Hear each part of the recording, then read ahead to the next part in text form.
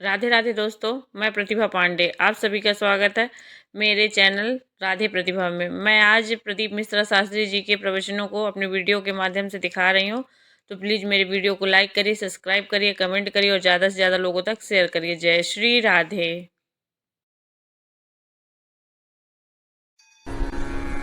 आज तक लोगों को नहीं मालूम कि पूजन करने बैठते हैं तो सबसे पहले क्या करते हैं। पर सबसे पहला काम मंदिर में बिना पंडित के सबसे पहला काम कौन सा होता है? तो सबसे पहला काम होता है भगवान को धन्यवाद देना कि आज भी आपने मुझे इस मंदिर में आपका दीदार कराने के लिए, दर्शन कराने के लिए बोला। अगर पंडित साथ में होगा तो पहले वो मंत्र बोलेगा, स्वस्ति वाचन करेगा। स्वस्ति वाचन करने में उसको अर्थात भगवान के लिए भी प्रसन्नता और आपके लिए भी प्रसन्नता। पर आपके पास कोई ब्राह्मण नहीं, आपको कोई स्तुति नहीं आती, आपको कोई मंत्र नहीं आता, आपको कोई साधना नहीं आती, आपको कोई तप नहीं आता, पर आप इतना तो कर सकते हो कि भगवान के मंदिर में जाकर उनको धन्यवाद दे सकते हो कि तेरी कृपा है जो मुझे चलकर यहां तक बुला लिया, 2 कदम चलाया, यहां तक बुलाया, ये तेरी कृपा है। और बड़ी कृपा करी जो डलिया भर के पूजन का सामान भी लाई, बड़ी कृपा करी जो दूध भरकर भी लाई, बड़ी कृपा करी जो कलश भरकर भी लाई। कितने लोगों का फायदा है कलश भरकर मंदिर ले जाने में? देखिए जरा, कितने लोगों का फायदा। हिंदू धर्म में, विष्णु पुराण में, पद्म पुराण में लिखा है, सौभाग्यवती नारी जब भरा हुआ पानी का लोटा लेकर कलश लेकर जाती है और उसको देखकर कोई व्यक्ति निकल कर चले जाता है तो जिस काम के लिए जाता है वो काम सफल हो जाता है। मंदिर का ही लोटा, मंदिर का ही पानी, सिर पे पल्लू लेके हर हर महादेव, बस शिव जी के चढ़ा रही और इतने प्रेम से रिझा रही। अब फ्री का पानी था तो एक लोटे में मन भी नहीं माने। अरे करा तो भगवान के सम्मुख में पहुंचकर अगर आप जल का पात्र भी लेकर जा रहे हो, भरा हुआ लेकर जा रहे हो, तो कितनी प्रसन्नता की बात है। हिंदू धर्म की रीति है, जिस पात्र को हम जल चढ़ाने लेकर जाते हैं उस पात्र में भगवान के चरणों का जल लाते हैं, खाली पात्र नहीं लाते। क्या लाते हैं? भगवान के चरणों का जल। उस चरणोदक को लेकर आए, घर में रखा, सबने अपने नैनों में लगाया, हृदय में लगाया, चित्तवृत्ति में लगाया। खाली पात्र हम लेकर वापस नहीं आ रहे हैं। शिव मंदिर में जब जब जाओ, जल चढ़ाने के लिए जाओ, पात्र तुमने शंकर जी को पूरा पानी चढ़ा भी दिया तो शंकर के चरणारविंद का थोड़ा सा जल पात्र में डाल के भले 2 बूंद लाओ, 4 बूंद लाओ, इतना सा लाओ, पर लाओ और उसको पूरे परिवार के नेत्रों में जब लेकर आए हो चरणोदक तो लगाओ।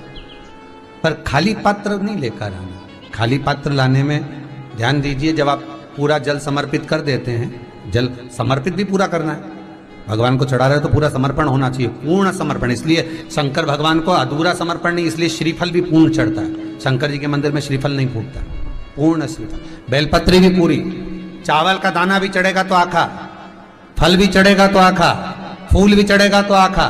भगवान को कोई चीज खंडित नहीं चढ़ती, शिव जी को जल भी चढ़ेगा तो पूर्ण।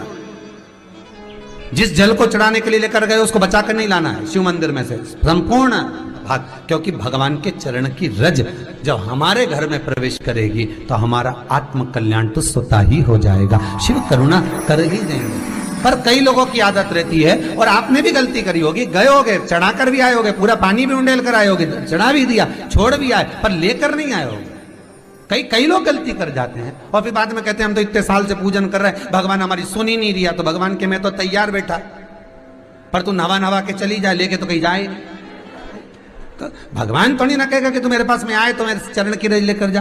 भगवान थोड़ी ना कहेगा कि मेरे पास में आकर तू ये लेकर जा। भगवान तो कहेगा मेरे पास में आया है, मांगना कुछ मत, बस मुझे जो स्नान कराया है, मेरा चरणोदक लेकर जा, छीट दे पूरे घर में, संपदा भरना मेरा काम है। जहां मेरी चरण की रज पहुंच गई वहां संपदा स्वतः पहुंचती है, मैं वहां पहुंच जाता हूं। तो चरणों तक ले जा। पर लोग ले जाते हैं, पूजन करते, कलश भी उंडेलते, जल भी चढ़ाते, पर आते समय खाली लेकर आ जाते। भगवान को इतना बुरा लगता, मेरे दरवाजे से खाली जाए, मुझे कितना बुरा लगेगा। जो आए वो भर कर जाए, भले 2 बूंद लेकर आओ, पर उसमें चरणों तक थोड़ा सा लेकर अवश्य आए। उसी तरह जल चढ़ाने के बाद हम जब लेकर आते हैं पात्र के अंदर, ये उसमें उसकी बरकत है।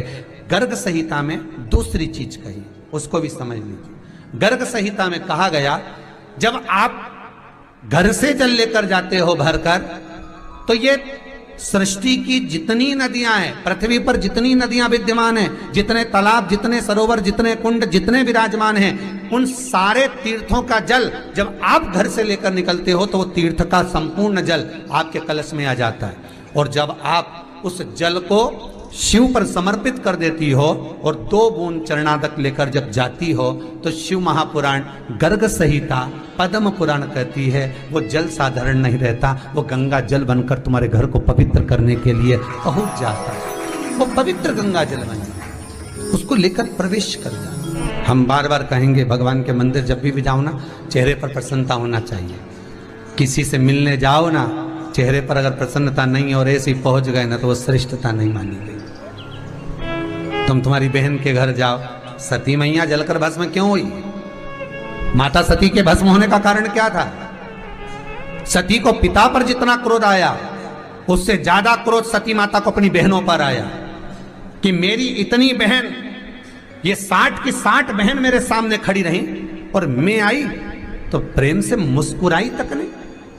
आप किसी के यहाँ जाओ और कोई के यहाँ पहुंचे और जाते से ही आप उस पहुंचे और कहा जी जी राधे राधे, जय श्री कृष्णा, हर हर महादेव, श्री शिवाय नमस्तुभ्यम, ओम नमः शिवाय, आपने बोला और उसके चेहरे पर प्रसन्नता नहीं आया, तो ऐसे घर में जाने से कोई फायदा है क्या? और आप किसी के यहाँ जा रहे हो तो आपके चेहरे पर भी प्रसन्नता होना चाहिए, सामने वाले को तो हो, आपके भी चेहरे पर भी। मंदिर में जब जब जाएं, गुरु के दरवाजे पर जब जब जाएं, परमात्मा के चरणारविंद में जब जब जाएं, माता पिता के चरणों में जब जाएं, घर के बुजुर्गों के पास जब जाएं, तो तुम्हारे चेहरे पर प्रसन्नता होना चाहिए।